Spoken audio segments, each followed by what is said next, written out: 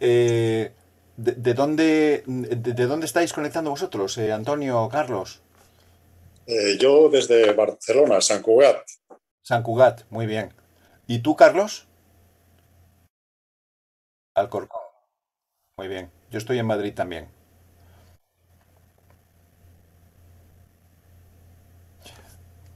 Bueno, pues estoy viendo si tengo algún mensaje pidiendo auxilio, pero no. Y tenemos que acabar con puntualidad a las 7 porque creo que a las 7 empieza otra sesión, al menos es lo que me han dicho. ¿Ya habéis vosotros asistido a alguna sesión de Vilma o es la primera que tenéis? ¿Sois también ponentes en otras materias o en esta materia o...? Vale, ¿habéis estado en varias también de historia o de temáticas distintas? Porque veo que en Vilma tienen muchísimos ámbitos. Yo soy nuevo, ¿Él? yo soy nuevo en Vilma Tú eres nuevo. y no, desde luego no participo nada más. Soy de la Asociación por la Tolerancia de Barcelona. Anda, pues Exacto. nos vamos a ver el día 13 Sí, así es. en el Eso espero. Instituto Francés. Fenomenal. Sí, sí. Oye, pues una doble alegría entonces tenerte hoy aquí, porque sí, sí, allí estaré con las vigésimas jornadas, ¿no? De cine Sí, sí, por sí. la tolerancia y contra el terrorismo. Sí, sí. Fantástico. Bien. Muy bien. ¿Y a qué os lo digo por ir haciendo Hola, tiempo mientras os estoy haciendo? Fernando, ¿cómo estás? Hola, bueno, primero de todo, Carlos, hola, que ya te he visto en alguna clase más en Vilma. Y gracias por repetir las clases. Y un placer, Antonio. Yo soy Andreu, que soy uno de los fundadores de Vilma, y me hace mucha ilusión ver cómo estudiantes que tenemos repiten y ver cómo nuevos estudiantes se conectan a estas clases y en especial las de Fernando, que la verdad es que hace clases súper interesantes de historia. Poca gente sabe más que él, así que es un placer tenerlo como profesor en Vilma.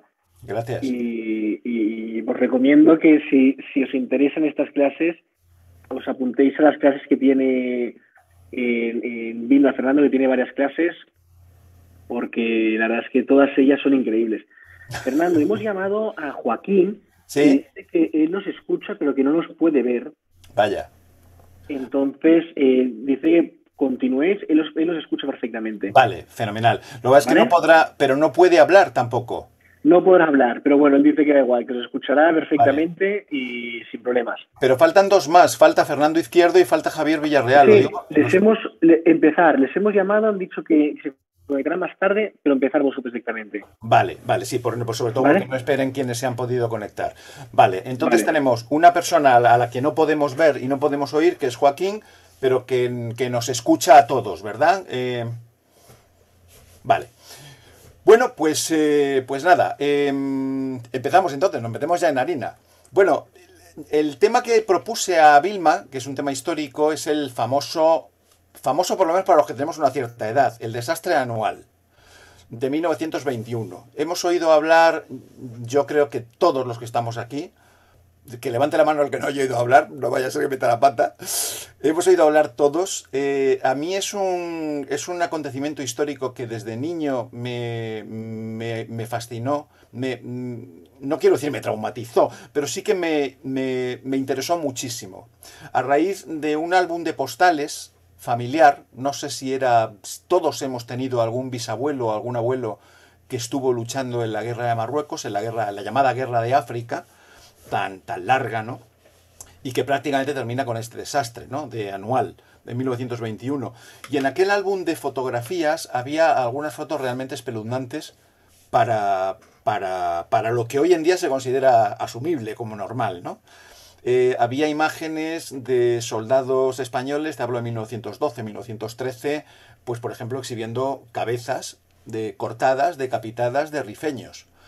Y esto eran postales que se vendían en kioscos. No vayáis a pensar que eran fotografías de un fotoperiodismo que diríamos hoy, que va a Afganistán y que toma la foto más o menos sangrienta o terrorífica, ¿no?, de lo que es la guerra, sino que eran fotos que se vendían en kioscos, en las librerías de la época, que se intercambiaban entre la población civil y los soldados. Cuando indagas un poco, luego después me leí varias novelas, la maravillosa Imán, por ejemplo, de Ramón J. Sender, y una excelente que yo le recomiendo a todo el mundo, de los nuevos episodios nacionales de Susana Marc Fernández de la Reguera, está escrita a la limón por esta pareja de historiadores, novelistas, que se llama justamente Anual. Es una novela histórica, pero está escrita tan perfectamente documentada que si te lees la novela realmente entiendes lo que allí pasó y entiendes las dos vertientes. La vertiente estrictamente histórica, nombres, datos, acontecimientos, de esto voy a hablar muy sucintamente ahora, porque tampoco os quiero aburrir con avalancha de datos. Me interesa sobre todo el elemento más humano y lo que aquello supuso, ¿no?, en la España de principios de los años 20. La novela describe perfectamente los movimientos militares y lo que supuso aquello en términos históricos para la historia de España, pero también la novela describe a la perfección, no en vano está basada en el expediente Picasso, del que también hablaré al terminar el programa de hoy, describe a la perfección el horror que supuso el desastre anual. Es que hacemos 100 años ahora de él, ¿eh? En el mes de julio de este año, del 2021, se cumple un siglo de aquel desastre. Bueno, ya habréis visto que no ha pasado nada. No, yo no lo he visto publicado en prácticamente ningún sitio. Sí, hay algún número especial, pues por ejemplo, esto me lo compré yo este verano, de la revista Despertaferro, que es una revista especializada en historia militar, que dedicaron un monográfico muy bueno, con muy buenos mapas, pero muy poco más habréis visto. Cuando el desastre anual no solamente es probablemente la mayor derrota del ejército español de los últimos 150 años, sino también una tragedia en términos de vidas humanas, porque todavía no se saben los muertos que hubo en el desastre anual. El expediente Picasso habla de 13.000 soldados y no penséis que murieron de un tiro, que no debe ser divertido.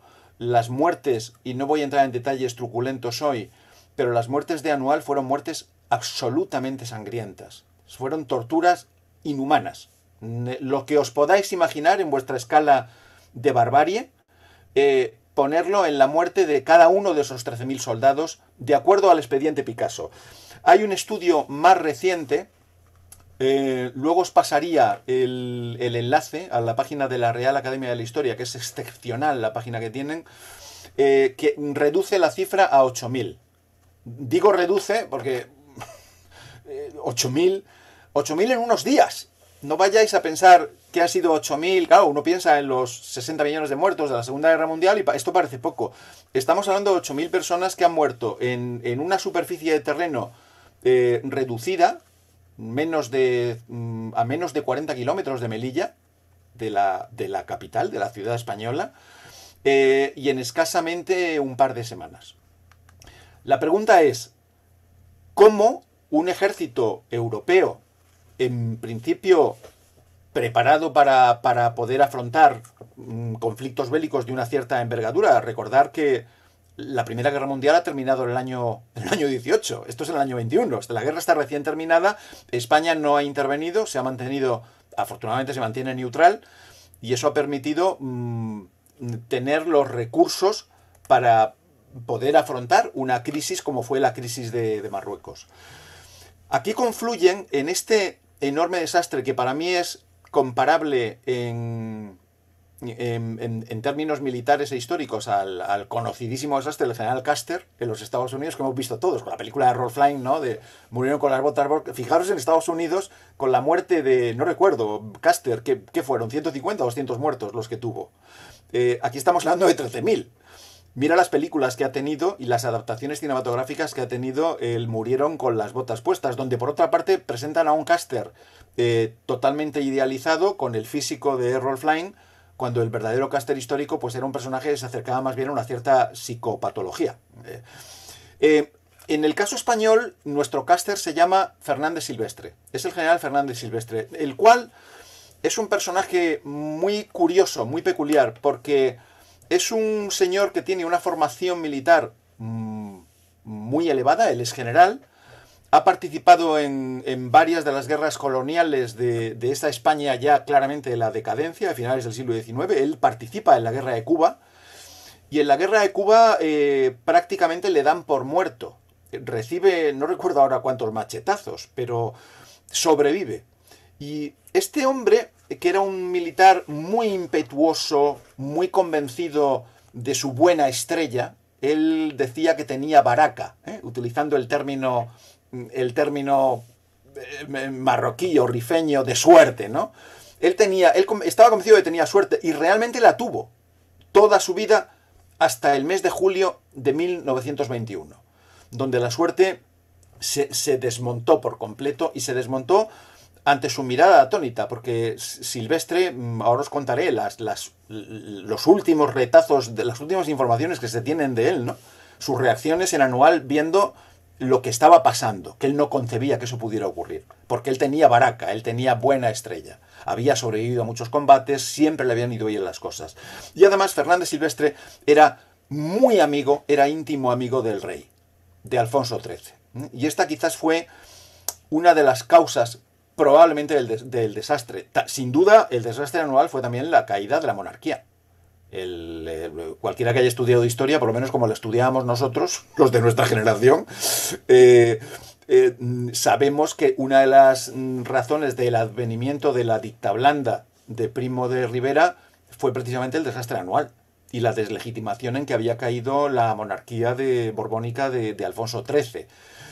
Alfonso XIII era muy amigo de Fernández Silvestre, el general Fernández Silvestre, y Fernández Silvestre quiso, ante su íntimo amigo el rey, quiso hacer una bravuconada muy propia de Fernández Silvestre y conquistar el territorio marroquí, que estaba bastante revuelto por las tribus rifeñas, que ocupaban esa franja norte del Marruecos español. Ya sabéis que Marruecos estaba dividido en dos partes. El norte, que linda con el Mediterráneo, se le había atribuido, que era la zona más pobre, la zona más desértica y la zona más conflictiva, por las jarcas, las tribus rifeñas, nos había correspondido en ese reparto del Marruecos a España, mientras que el sur se le había atribuido al protectorado francés. Españoles y franceses pues organizaban la defensa y pacificaban el territorio pues con sus respectivos ejércitos y con sus respectivas estrategias, sin una especial coordinación entre ambos países. Silvestre pretende pegarse un farol, si me permitís la expresión, con el rey Alfonso XIII y conquistar de una manera rapidísima, mucho más de lo que hubiera sido necesario, y ahí es otra de las razones del fracaso, la precipitación, conquistar muy rápidamente Marruecos y ofrecérselo en bandeja de plata al rey. Majestad, aquí tenéis. Y esto hizo que, confiando en su buena suerte, volvemos al Baraca, se precipitara. ¿Qué hace? Bueno, en enero de este año 1921, él empieza a avanzar desde Melilla. Él es el comandante de la dependencia de Melilla. Él avanza de una manera, yo diría que suicida. Esto lo sabemos también cuando ocurre el desastre. Para los historiadores es muy sencillo analizar la historia cuando sabemos lo que ha pasado. En ese momento, ojo, hay que entender las circunstancias. En ese momento, sin internet, sin Google, sin teléfonos y sin móviles, las decisiones se tomaban como se tomaban. Es muy fácil, desde hoy, criticar el pasado. Esto es un defecto en el que caemos involuntariamente muchas veces cualquier divulgador o cualquier historiador cuando analizamos la historia. Pero el caso es que él avanza, se mete en el territorio. Si tenéis un mapa, hoy lo hubiera querido poner en la plataforma, pero me ha resultado muy complicado el manejo y prefiero contarlo, aunque sea verbalmente. Él sale desde Melilla y empieza a avanzar en línea recta siguiendo la línea de la costa. Si tenéis un mapa de Marruecos lo podéis ver fácilmente, y penetra 106 kilómetros rápidamente en territorio hostil. Era un territorio relativamente hostil, porque allí había las llamadas jarcas, que para entendernos son como tribus rifeñas que ocupaban el norte de ese territorio, que a veces firmaban pactos de alto el fuego con las tropas españolas. Algunas eran jarcas amigas del ejército español y por tanto colaboraban de mala gana, pero no daban guerra, por entendernos. Y había otras que eran hostiles. En el momento en que podían, o se rebelaban, o preparaban una emboscada, o asaltaban una aldea. Era un territorio no pacificado en ese momento. Y se mete 106 kilómetros. ¿Qué ocurre? Sobre el mapa, si lo ves en el mapa y empiezas a poner banderitas, él llega a distribuir hasta 136 pequeños destacamentos. Se les llamaba blocaos en el término militar que se emplea en la época. Los blocaos, para que os entendáis, pero claro, si miras la definición, es poco menos que un fortín. Hay blocaos bastante bien construidos y bastante bien defendidos, pero en general los blocaos que construye Silvestre, como avanza tan precipitadamente, son realmente parapetos que no valen para nada.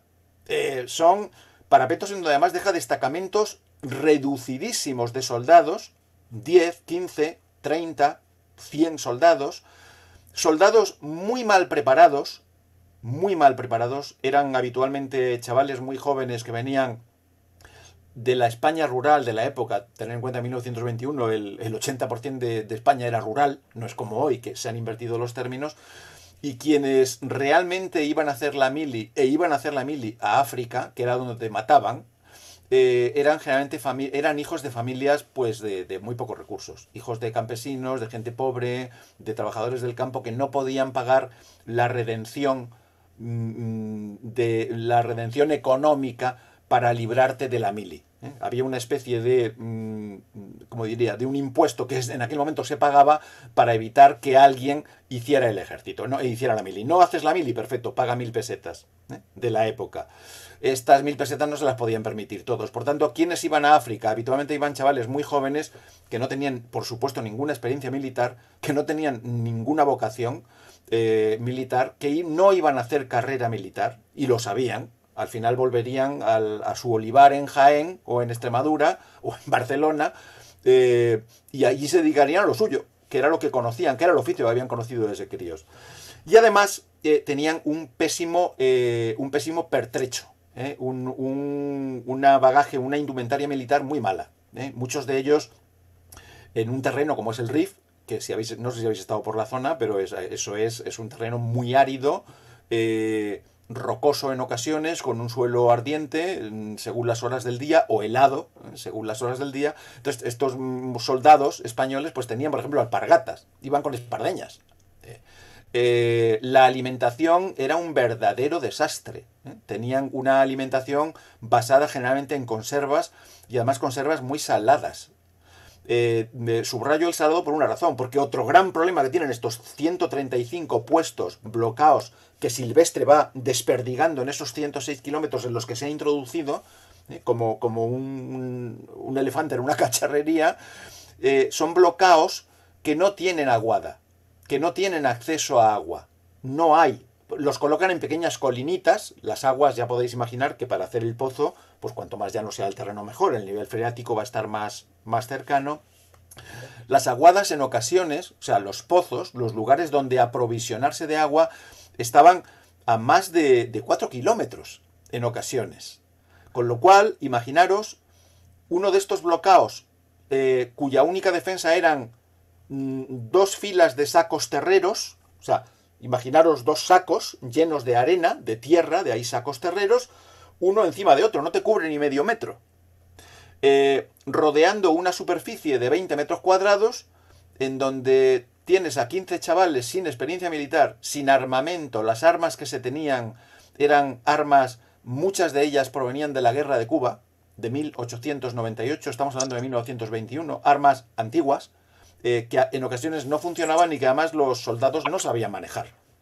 Mientras que las jarcas rifeñas, por el contrario, contaban con armamento militar de altísima calidad, vendido bien por traficantes mercenarios alemanes que habían participado en la Primera Guerra Mundial, con lo cual ya estaban manejando armas de la Gran Guerra, por tanto más actualizadas, y además los rifeños tenían una puntería excepcional.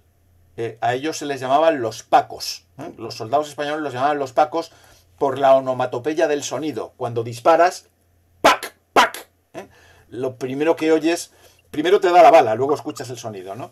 Pero entonces se les llamaba a los pacos, porque generalmente los pacos, o sea, las jarcas rifeñas, los enemigos en este caso, no fallaban un tiro.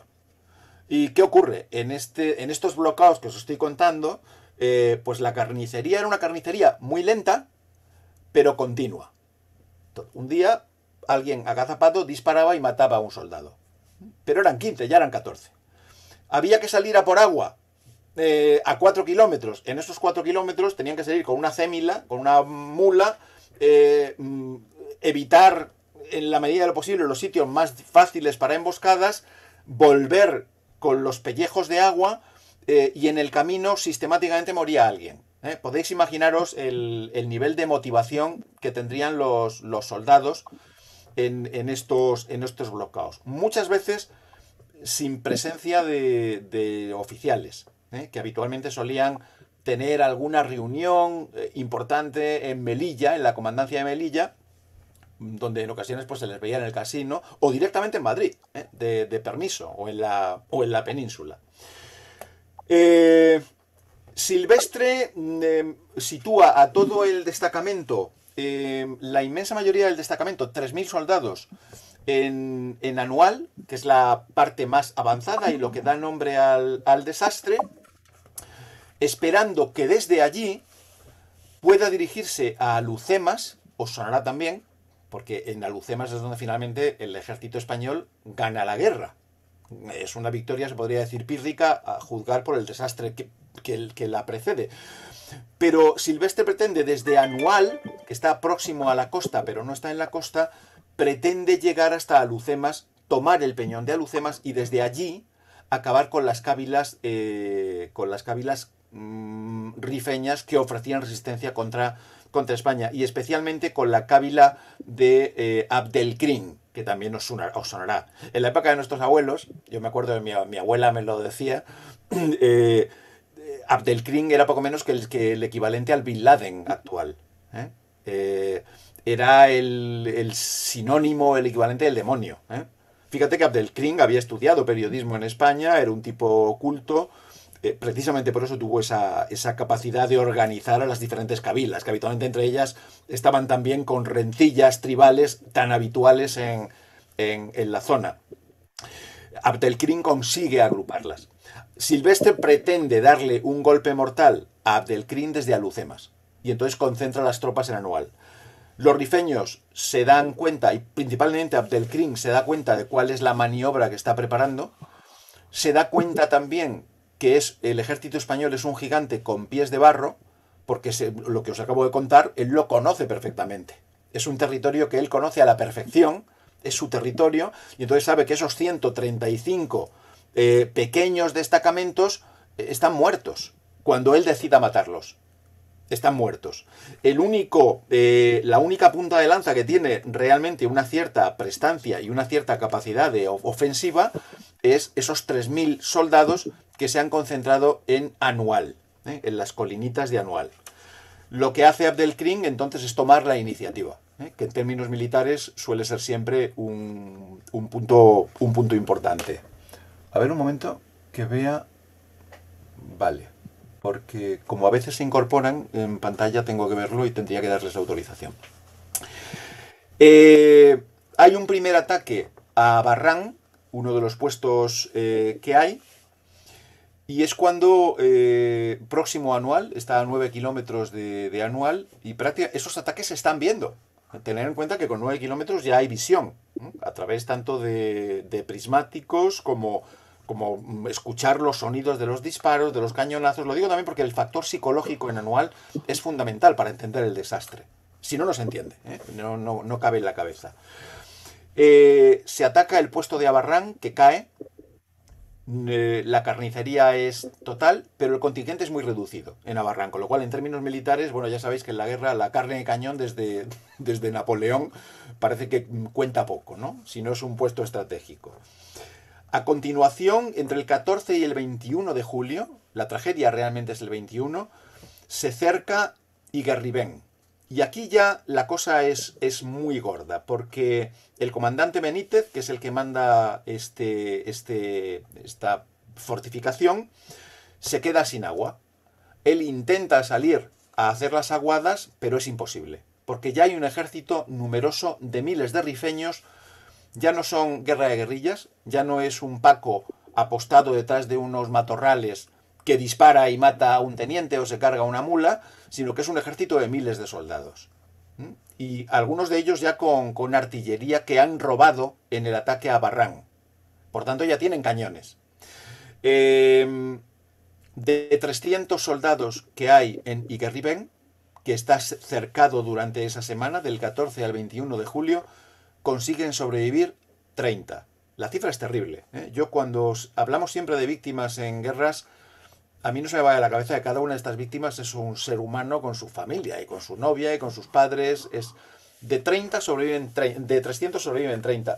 Esos 30 consiguen llegar, algunos de ellos locos, perdidos, o sea, con lo que hoy en día llamaríamos estrés postraumático, es muy habitual en los excombatientes, ¿no? Consiguen llegar a Anual, se refugian en Anual y empieza el boca oído. En la noche del 21 empieza el boca oído. Silvestre se da cuenta, en ese momento, Fernández Silvestre se da cuenta de que se ha equivocado. Ya es consciente. Y entonces, ya esa soberbia, si queréis, militar que él ha tenido siempre, esa prepotencia, de decir lo que yo digo es lo correcto y escuchadme, ya empieza a dudar. De hecho, se convocan en la noche del 21, que es el desastre, se llegan a convocar hasta 3 consejos militares en Anual para ver ya no qué se hace, sino cómo se evacúa.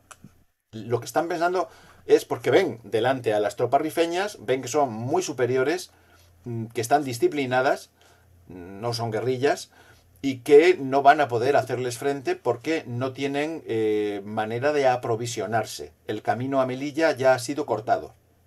No hay manera de aprovisionarse. No pueden llegar al mar, tampoco, a Sirdrius, que está próxima a la costa.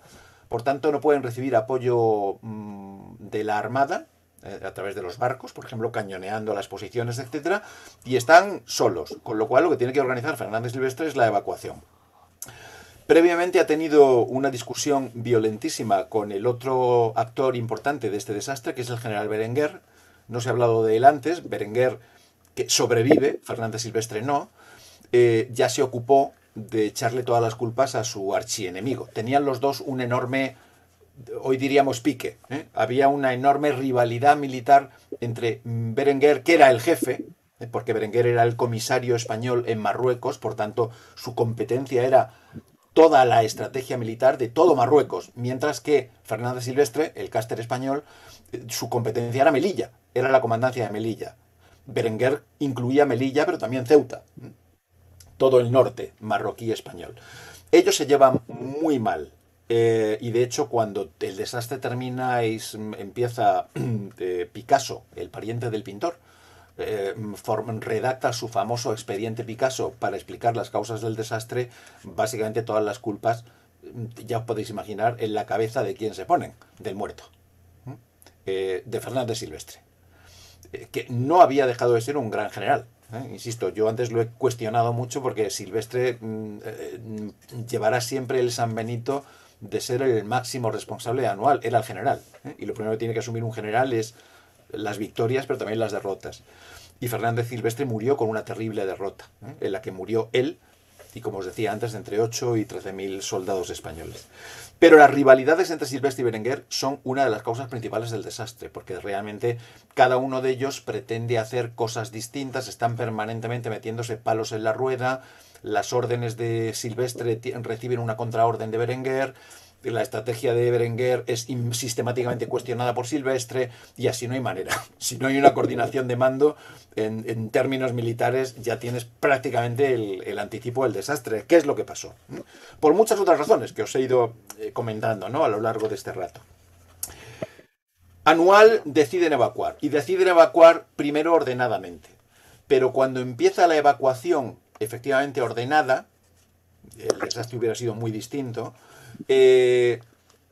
Empiezan a ver los soldados, los más bisoños, los que nunca habían entrado en combate, empiezan a ver cómo las tropas de Abdelkrim empiezan a avanzar ordenadamente hacia la colinita en donde estaba concentrado el grueso del ejército, esos 3.000 hombres. Y cunde el pánico. Y entonces ya sabéis que en términos militares no se sabe cómo empieza. Yo de lo mucho que he leído sobre Anual jamás queda claro, porque al final los supervivientes cada cual te cuenta su microvisión de la esquinita del lugar donde estaba. Entonces hay, por ejemplo, diferentes versiones de la muerte de Fernández Silvestre. Diferentes versiones. Y digo, bueno, ¿cómo es posible? Si has muerto, se da de una manera. Unos hablan de suicidio, otros hablan de combatiendo cuerpo a cuerpo con el sable contra los rifeños. Eso una o es otra, no pueden ser las dos. Y empieza la desbandada. Y ahí empieza realmente la auténtica tragedia del desastre Anual. En esa desbandada empieza la bajada del cerro de Izumar, es espeluznante, es terrorífica, porque empiezan a dejar a los heridos, por ejemplo los heridos de Iguerribén, los 30 supervivientes, empiezan a dejar a los heridos, a los enfermos. Había mucha gente enferma simplemente por falta de agua, por falta de alimentación adecuada. No penséis que era por balazos, gente debilitada, desnutrida. Y en esa desbandada empieza realmente el caos, porque tienen detrás de ellos, para llegar hasta Melilla, tienen 100 kilómetros. Y tienen 100 kilómetros de desierto, 100 kilómetros de Rif. Si no conocéis el Rif, pero conocéis la zona de Almería, mis abuelos eran de Almería, y yo prácticamente me he criado allí. La zona de Almería es prácticamente idéntica al Rif africano. Hay zonas del desierto almeriense que son iguales. Bueno, pues hay que entender lo que son 100 kilómetros para llegar a Melilla. Evidentemente no llegaron.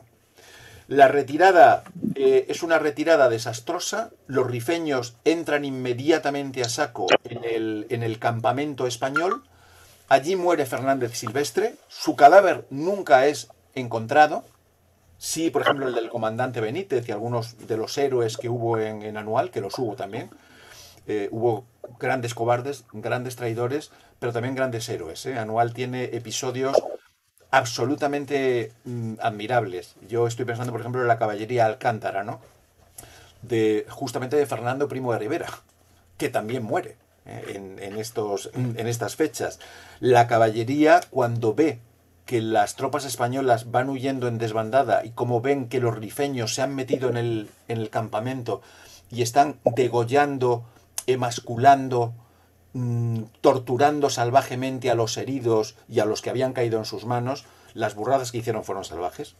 Cortarles la lengua, sacarles los ojos, cortarles los testículos, sacarles las vísceras y estrangularlos con ellas, quemarlos vivos. Estoy hablando de barbaridades. No fue una muerte, insisto, en combate, con las reglas de la guerra que ya existían en aquel momento.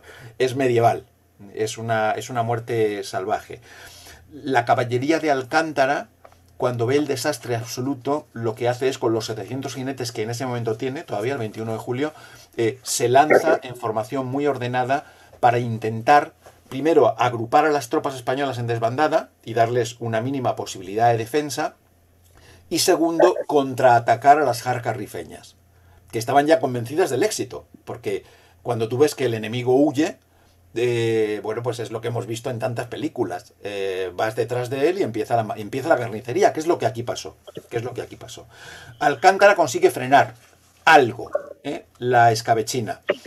Pero no lo consigue. Empiezan a caer un montón de puestos, que no os voy a dar nombres, porque además son nombres difíciles de retener. Sidi Dreis. Lo más importante es que un prestigioso general, Francisco Navarro, no es pariente mío, aunque coincidamos en apellido, Francisco Navarro se ocupa de organizar la retirada. Ha muerto el general Fernández Silvestre. O no se sabe dónde está. En ese momento no se sabe dónde está. No hay general, por tanto tiene que haber un general sustituto, de reemplazo. ¿Quién? El general Navarro, al que le toca el enorme marrón, diríamos hoy en día, de ocuparse de una retirada, con un caos absoluto. Cuando el general Navarro llega allí, se encuentra soldados que van huyendo enloquecidos y detrás las jarcas rifeñas que van rematándolos. Fíjate cómo sería el terror, que una gran parte de las víctimas de soldados españoles no fueron asesinados por los rifeños, sino rematados por las mujeres de los rifeños. Los rifeños iban avanzando y lo que hacían las mujeres era, cuando se encontraban a los heridos en el suelo, iban directamente y allí los remataban. O con un pedrazo en la cabeza, y luego, por supuesto, los desvalijaban. Insisto, guerra en términos medievales, con una concepción medieval de la guerra, en donde se mataba al soldado y se hacía prisionero al noble para pedir rescate. Exactamente lo mismo pasó en Anual. A los oficiales no se les solía matar, porque a los oficiales se les podía pedir un rescate. Se les podía pedir un rescate.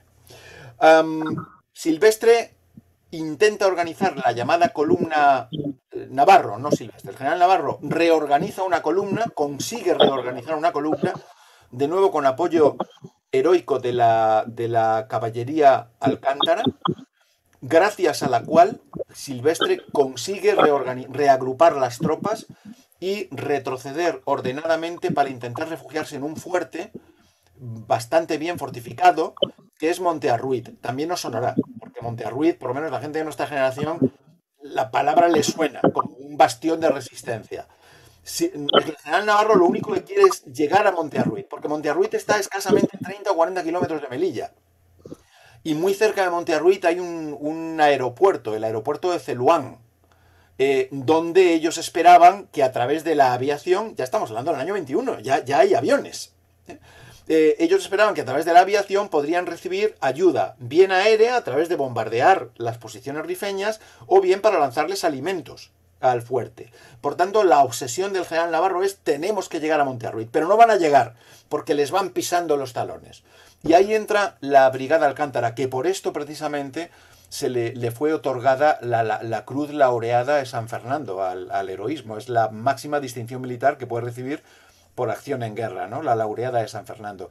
Y la Brigada de Alcántara, la caballería de Alcántara, lo que queda vivo de ella, porque muchos han muerto en las primeras defensas, lo que hace es lanzarse en cargas suicidas, porque son cargas suicidas. Esto, insisto, es para una película. Yo no entiendo cómo esto no se ha llevado al cine.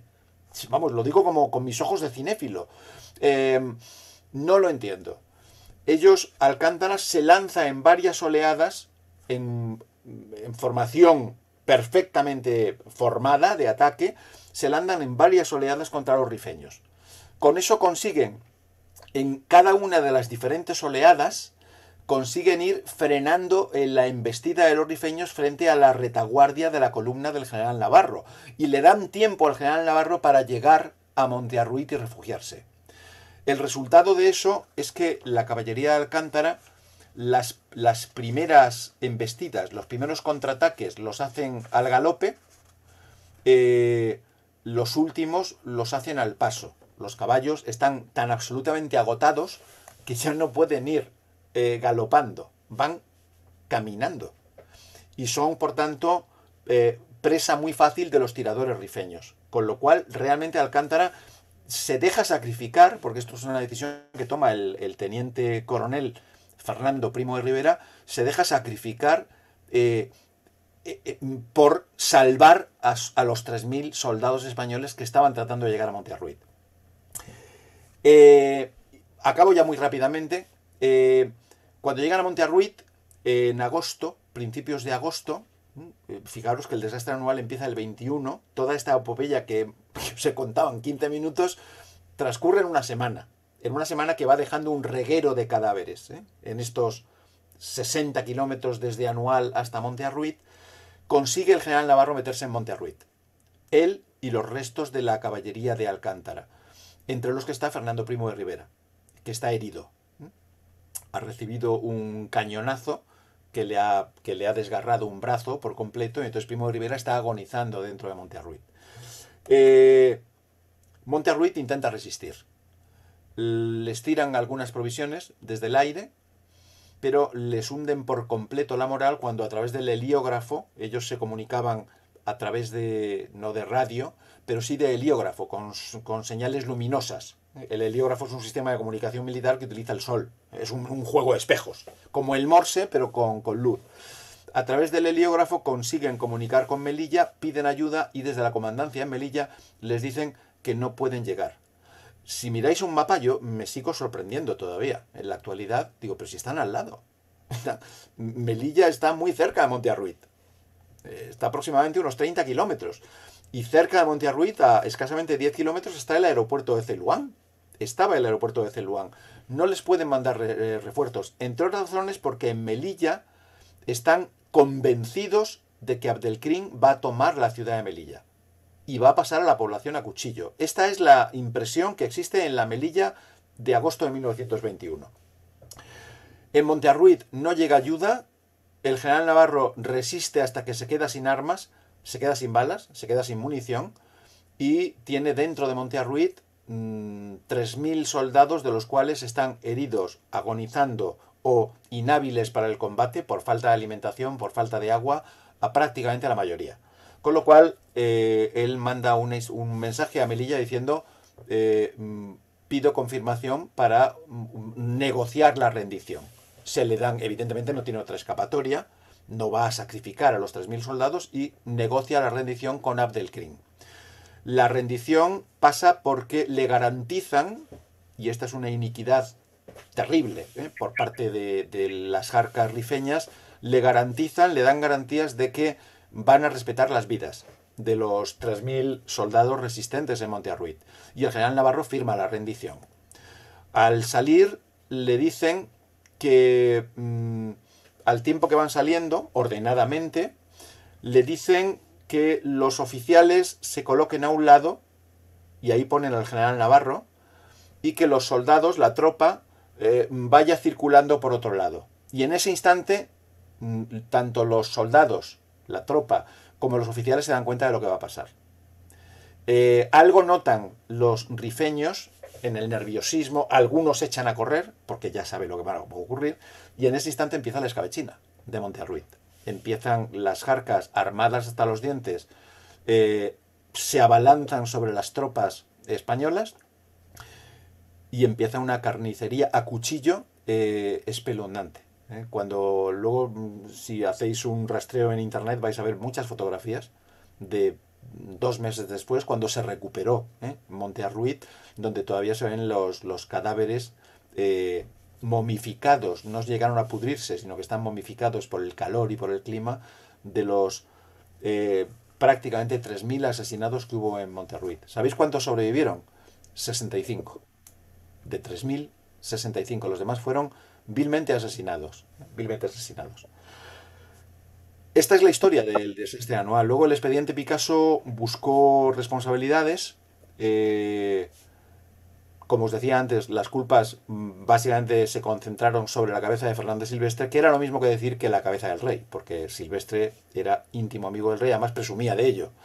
Berenguer trató de eximir la inmensa mayoría de la responsabilidad que le correspondía también, como comandante español de la comandancia marroquí en África, y a la larga supuso, como os decía, la caída de Alfonso XIII y la llegada de Primo de Rivera, pariente del héroe de la Brigada Alcántara, era su padre, justamente a la llamada dictadura de Primo de Rivera, en realidad dicta blanda, porque fue con la connivencia del propio rey. Finalmente se tomó el peñón de Alucemas, ya lo sabéis, Melilla no cayó, la guerra la perdió Abdelkrim, pero el desastre pasó a ser como la tragedia más grande del militar española, por lo menos en los últimos 150 años. Hay grandísimas novelas. Yo recomendaba antes la Anual, de Susana March. Roberto Muñoz Bolaños, un historiador que además es amigo, acaba de publicar un libro excelente sobre el desastre anual. Bueno, los tengo aquí todos delante, pero no os quiero tampoco. El expediente Picasso merece la pena leerlo, porque está muy bien detallado. Si os interesa y queréis entrar en detalles, esta novela me parece maravillosa, de Juan Pando, perdón, de Lorenzo Silva, es El nombre de los nuestros. Os hablaba antes de Imán, de Ramón J. Sender. Y esto es un libro de historia que se llama Morir en África. No sé si lo veis bien. Este libro está sin el micrófono, Carlos. Ahora, eso es. Este libro es sensacional porque tiene documentos de primera mano. Cartas, diarios, hay muchas fotografías, donde realmente, si te quieres sumergir en lo que allí pasó de manera documentada, el expediente Picasso. Yo creo que se puede hasta descargar en internet. Y desde luego este libro que os encontraba ahora, Morir en África. Así que bueno, es una tragedia de nuestra historia que por desgracia yo creo que la gente más joven no la conoce. No la conoce y es una pena porque también de las tortas se aprende. De hecho yo creo que en la vida aprendes de las derrotas. De las derrotas. Si luego eres capaz de poner los medios para evitar que no ocurra lo mismo, ¿no? No sé. Exactamente. Son muy buenos. Mira Vietnam, mira Vietnam. Vietnam es una metida de pata militar muy, en ocasiones también puede haber un cierto parecido con Anual, porque el error de Vietnam fue la escalada. No mandar un ejército, no fue un desembarco en Normandía, sino que fuera un poco a poco. Los instructores, y entonces poco a poco se los iban liquidando. Y el segundo error es que, claro, pusieron las cámaras de televisión detrás de los muertos. Entonces eso no hay familia que lo asuma, ¿no? La Segunda Guerra Mundial no hubiera sido igual si hubiéramos visto los muertos de Normandía. ¿A que nunca habéis visto ningún muerto de Normandía? Es que no se ven. Bueno, en la Spielberg sí. En la Spielberg es sensacional, porque realmente esos 20 minutos de la playa Omaha sientes el terror que tiene. O sea, te das cuenta de que, bueno, que puedes vivir o morir en función de la casualidad. Porque allí no hay. eh, pero te meten a la tela. Pero se censuró, ¿eh? Carlos, la batalla de Normandía, que sí que hay fotografías, porque Frank Capra, el periodista, hizo muchas, pero se le velaron. No pudo. Hay una. Me parece que se conserva una o dos de no sé cuántos carretes que hizo. Pero se hicieron muchas fotos en Normandía, pero se censuraron. No ves una foto de Normandía donde veas un soldado americano o canadiense desmembrado en el suelo. Y fotos hay así. Fotos hay así. Ahora que la censura de guerra impide, porque claro, si esto lo ven las familias, dice, mira, negociar la paz con Hitler como sea, ¿sabes? O lanzar la bomba cuanto antes, pero no, no es lo mismo imaginar la muerte o ser consciente de la muerte que ver cómo se muere. Es que, claro, eso es muy duro. Eso es muy duro. Sí, sí, os la doy. Os la doy porque la página es brutal. Mira, es una dirección muy fácil además. Si tenéis para copiar. Es RHA. Voy a decir utilizando el alfabeto internacional. Romeo Alfa Hotel.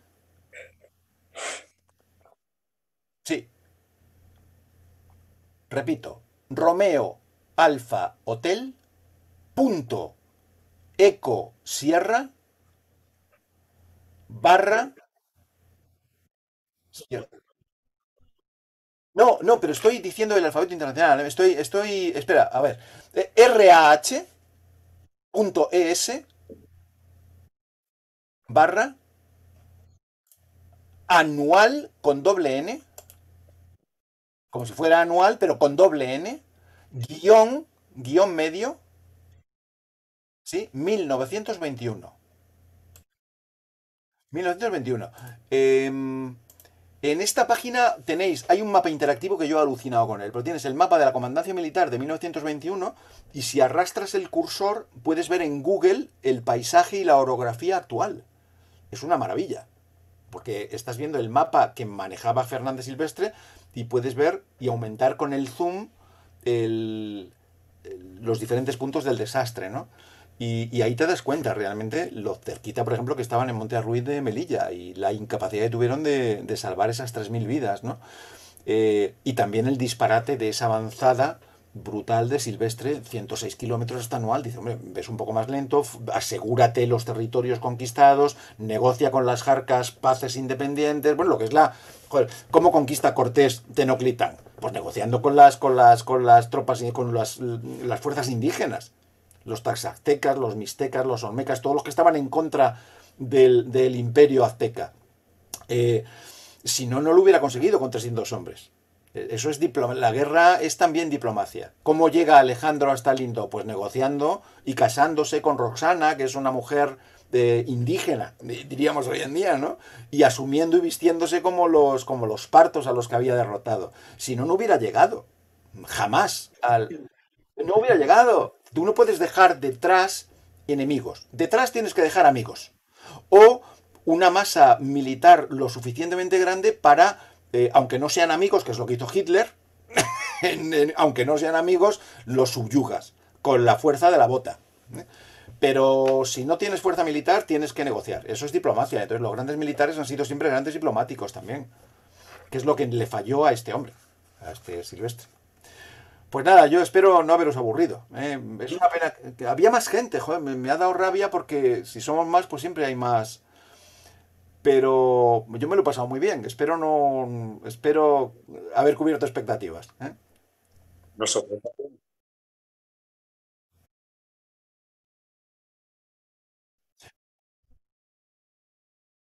Ah, bueno, está mal de la cabeza.